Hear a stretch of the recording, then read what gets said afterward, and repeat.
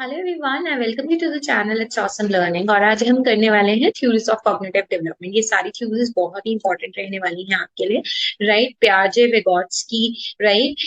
हम इन सारी चीजों के बारे में जो जो कॉग्निटिव थ्योरीज थी और भी कॉग्निटिव डेवलपमेंट थ्योरीज को हम जल्दी से कर लेते हैं और पिक्चर्स की हेल्प से करेंगे तो ये आपकी क्विक रिविजन होने वाली है, राइट। तो अगर हम बात करें अपने पियाजे की, तो पियाजे जी कौन थे जिन्होंने थ्योरी दी थी कॉग्निटिव डेवलपमेंट के ऊपर, राइट। जल्दी से याद कर लीजिए पिक्चर के थ्रू कि ये चार स्टेजेस दी थी: sensory motor, pre operational, concrete, operational, formal. SPCF आप इसको बना सकते हैं इस तरीके से, SPCF, राइट। ये एक निमोनिक बना लीजिए और इसको लर्न कर लीजिए। और क्या दिया था प्याजे ने? दिया था schema, assimilation, accommodation, right, and equilibration. अब ये सब चीजें क्या है, राइट, ये सब चीजें है क्या बेसिकली, तो हम इसको नेक्स्ट स्लाइड में करते हैं और भी अच्छे से और भी अच्छे एग्जांपल्स यूज करके, right. So just give me a minute.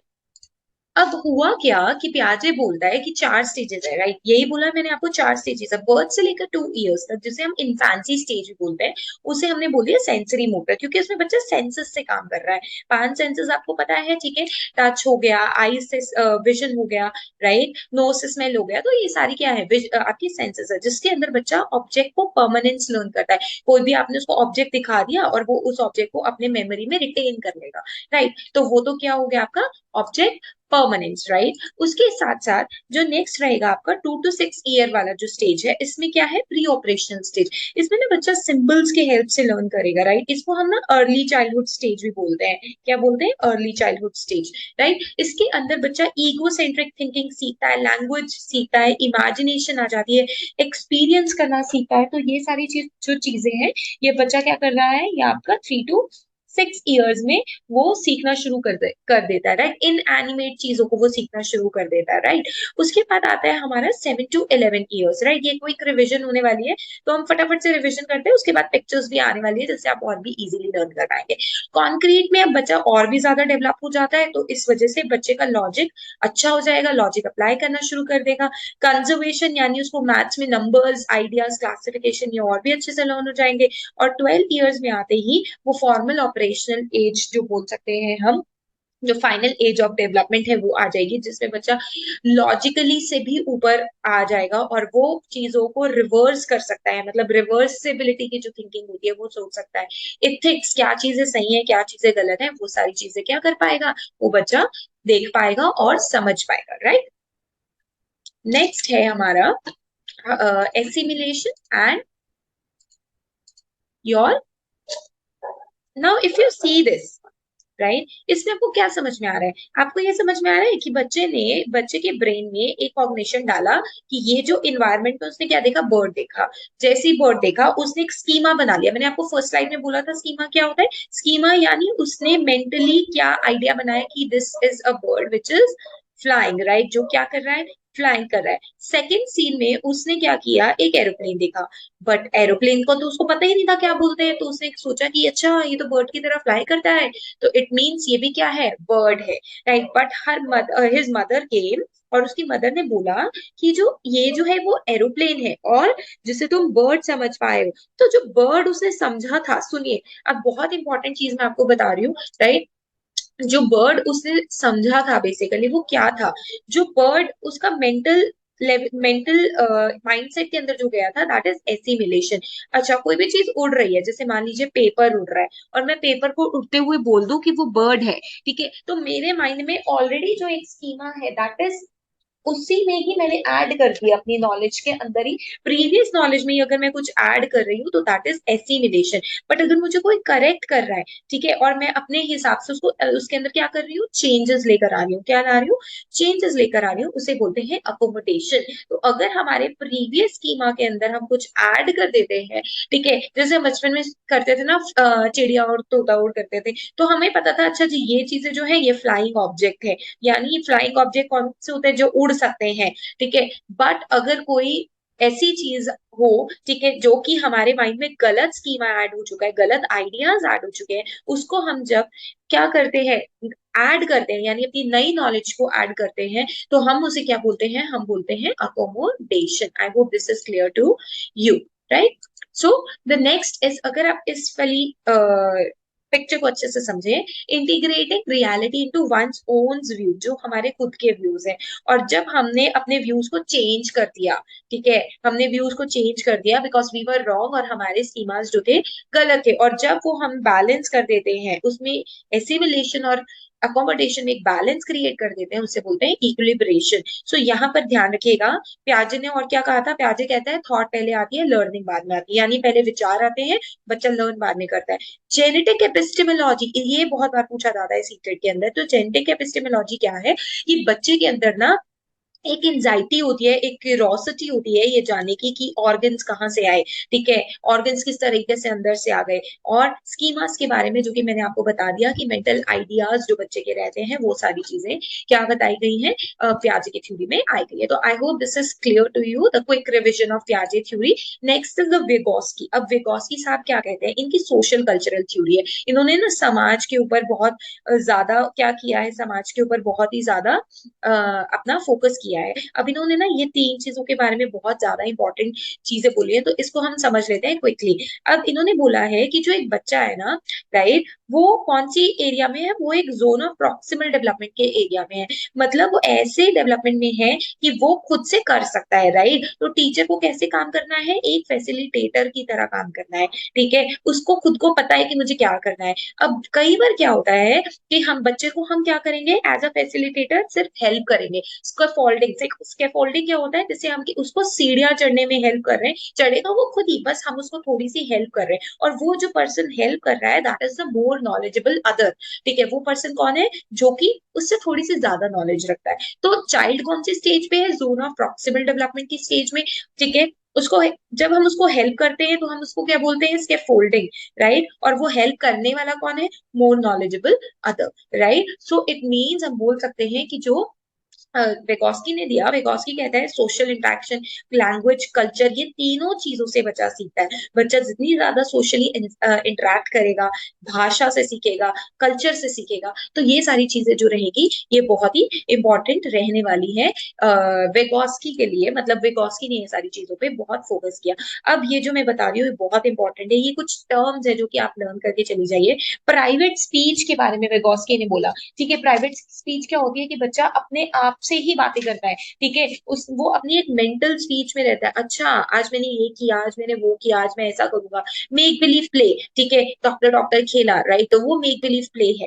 Z अभी बताया, बच्चा कौन से उसमें है, जोन में है, प्रॉक्सिमल डेवलपमेंट में, जहां पे बच्चा अपने आप डेवलप करेगा अगर हम उसको थोड़ी सी स्कैफोल्डिंग देते हैं। रेसिप्रोकल टीचिंग क्या होती है, वेगोस्की जी बोलते हैं कि बच्चे को आप कोई भी एक टॉपिक दे दीजिए, समराइज कर दीजिए, ठीक है, फिर वो क्या करेगा, वो उसको क्लैरिफाई करेगा, ठीक है, कि वो कैसा होगा, फिर उसके बाद वो प्रिडिक्ट करेगा उसके बारे में नॉलेज, और वो फाइनली क्या करेगा, उसको वेरीफाई कर लेगा। यानी this is called as your reciprocal teaching. Reciprocal teaching को इजी वर्ड्स में मैं आपको बताऊं तो इजी वर्ड्स में हम बोल सकते हैं कि जिसके अंदर एक ऐसी टीचिंग के टीचर सिर्फ क्या करेगी, एक टॉपिक देगी और बच्चे ने ही अपने सोशल इंटरेक्शन से, लैंग्वेज से, कल्चर से खुद से सीखना है। गाइडेड पार्टिसिपेशन, ठीक है, यहाँ पे क्या होगा, टीचर सिर्फ एक गाइड की तरह काम करेगी, ठीक है, और गाइड की तरह काम करते हुए बच्चे को कुछ ना कुछ सिखाएगी। कोलैबोरेटिव लर्निंग के बारे में वेगोस्की जी ने कहा है कि मिलजुल के सोशली, समाज से बच्चा सीखेगा। कंस्ट्रक्टिविस्ट, बच्चा अपनी नॉलेज को खुद कंस्ट्रक्ट कर सकता है। तो ये जो सारे टर्म्स है ना, ये सारी चीजें आप जहां भी देखें, इट मीन समझ जाइए कि वो कौन है, वेगोस्की जी ने दी है, राइट। अब अगर हम इसको देखें तो बच्चा इस जगह पे है, can not complete task by himself, वो नहीं कर सकता, तो किसी पियर ने, राइट, उसको क्या कर दिया, हेल्प कर दिया, जो थोड़ा सा डेवलप था। वो पर्सन कौन है, वो है more knowledgeable other person, right. तो जब किसी ने हेल्प कर दी तो वो ऊपर वाले एरिया में आ गया, और फाइनली उसने क्या किया, जैसे ही इसके फोल्डिंग रिमूव करी गई, जैसे ही इसके फोल्डिंग रिमूव करी गई, बच्चे ने खुद से करना उस चीज को सीख लिया। तो बच्चे को हमने क्या की थी, सिर्फ थोड़ी सी हेल्प दी थी, right. So this is the Vygotsky theory in very short and crisp way. I hope you got it, right.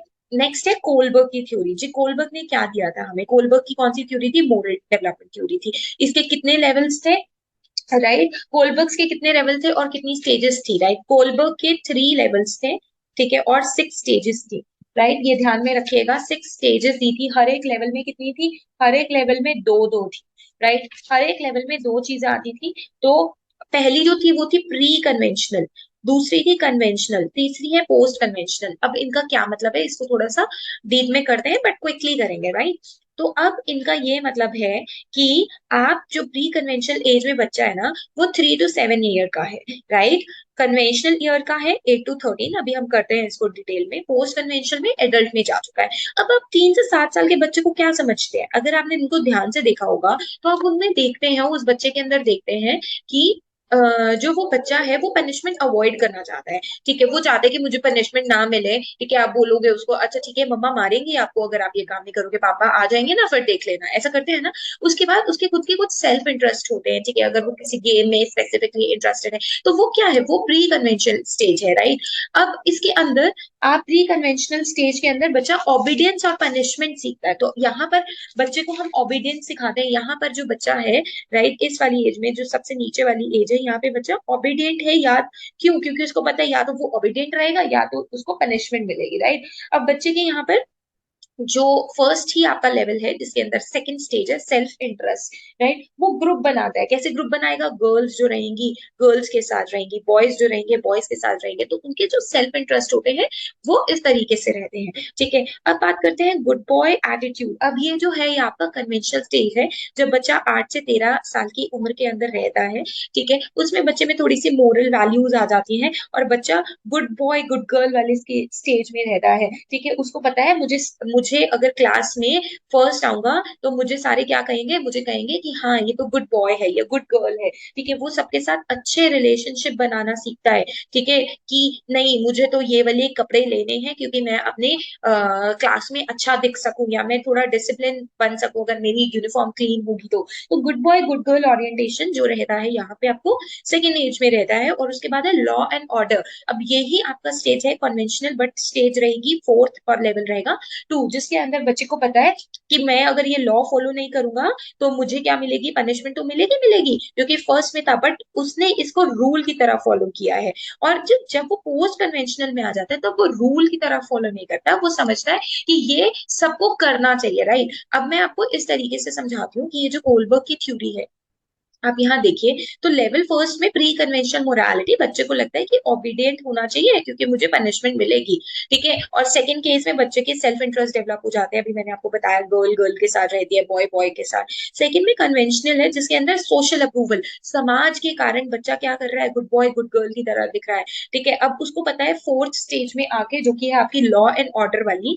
ठीक है, जो कि है आपकी लॉ एंड ऑर्डर वाली, वो ये बोलता है कि authority behaviour driven by obeying authority, यानी हमें रूल्स को फॉलो करना ही करना है, ठीक है। बट जब वो लेवल 3 के अंदर आता है तो उसको ये पता लग गया है कि सोशल ऑर्डर और ये जो है ये रूल्स क्यों फॉलो करने हैं हमें, ये एक तरीके का हमारा राइट है। और साथ में यूनिवर्सल एथिक्स, यूनिवर्सल एथिक्स ये बोलता है कि हमें पनिशमेंट को अवॉइड करने के लिए रूल नहीं फॉलो करने हैं। हालांकि हमें पनिशमेंट, यहाँ पे ये वाली टर्म नहीं आएगी कि पनिशमेंट को अवॉइड करने के लिए रूल फॉलो करने हैं। हमें ये सोचना है कि एज अ स्पेसिफिक इंडिविजुअल, ठीक है, हम क्या हो जाते हैं इतने मोरली क्या हो जाएंगे, डेवलप हो जाएंगे कि हमारे अंदर वो मेंटली वो चीजें आ जाएंगी कि हमें क्या करना है, इन रूल्स को फॉलो करना है, इंस्टेड ऑफ थिंकिंग कि नहीं ये चीज से हमें पनिशमेंट मिलेगी या अगर हम इसको फॉलो नहीं करेंगे तो चालान हो जाएगा, ऐसा नहीं। जब ये जो चीज स्टेज रहती है ना, ये स्टेज रहेगी जब आप 45 प्लस एज के रहते हो, तब हमारे माइंड में ऑटोमेटिकली यूनिवर्सल एथिक्स डेवलप हो जाते हैं,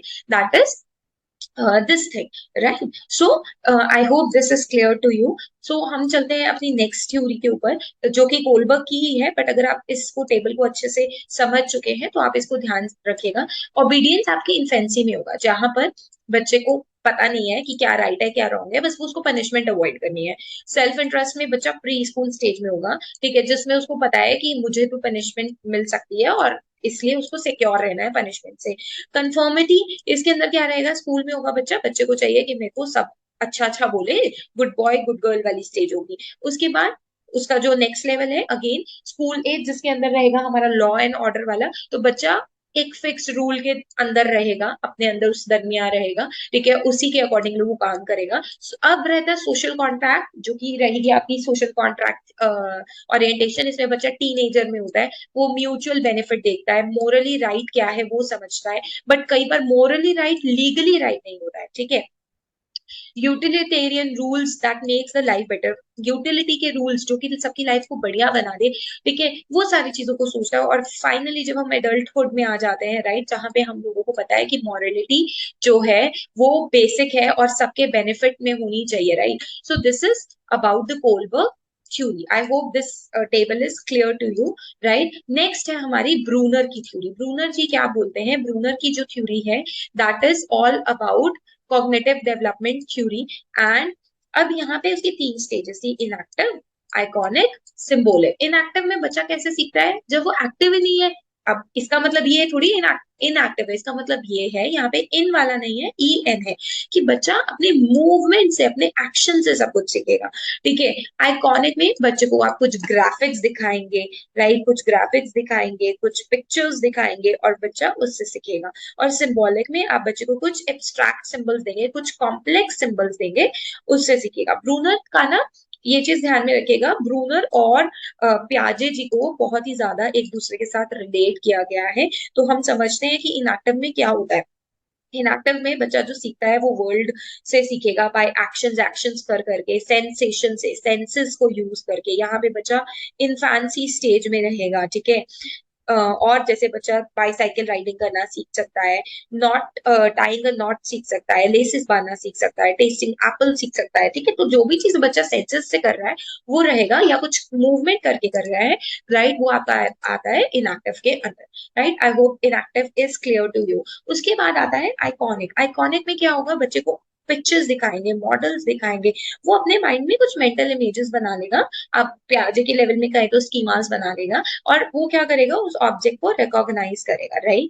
तो mountains with and without snow at the top, right. अगर कोई भी माउंटेन है जिसके ऊपर स्नो है या विदाउट स्नो है, तो उसने एक मेंटल पिक्चर बना ली कि ओके, अगर अब ये हॉर्स है, राइट, तो उसने, अगर वो कोई भी ऐसा एनिमल देखेगा तो वो उसके माइंड में एक पिक्चर बन चुकी है, ठीक है, जिससे वो समझ गया ये जीब्रा को भी वो क्या समझ रहा है? हॉर्स ही समझ रहा है, राइट। सो बेसिकली बच्चे ने कैसे सीखा? किसी सिंबल से, किसी मॉडल से सीखा, किसी पिक्चर से सीखा, right. So this is the iconic representation. उसके बाद है सिंबॉलिक। सिंबॉलिक में बच्चा क्या सीख रहा है हमारा? Learner has developed the ability to think. अब बच्चा कॉम्प्लेक्स चीजों को समझ सकता है, इनकोड कर सकता है, राइट। यहाँ पे अगर कहीं कोई पर्सन की लड़ाई हो रही है या कुछ भी हो रहा है, तो बच्चे के अंदर मॉरली डेवलप हो चुका है और वो समझ चुका है कि अच्छा यहाँ पे जाना, अगर कहीं पे नो पार्किंग का सिंबल है, ठीक है, तो वो नो पार्किंग के सिंबल से वो समझ चुका है कि मुझे ये चीज नहीं करनी है, राइट। तो बच्चा सिंबोलिक रिप्रेजेंटेशन को सीख चुका है। एक और बहुत बढ़िया चीज जो ब्रूनर ने बताई थी,